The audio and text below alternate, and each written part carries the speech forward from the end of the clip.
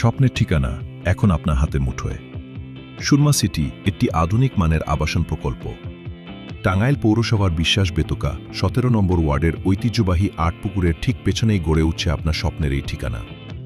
যোগাযোগের দারুণ সুবিধা, ঢাকা টাঙ্গাইল মহাসড়ক থেকে মাত্র ৫ মিনিটের দূরত্বে সুরমা সিটির অবস্থান। হাইওয়ে থেকে পাকা রাস্তা ধরে খুব সহজেই চলে আসতে পারবেন এখানে।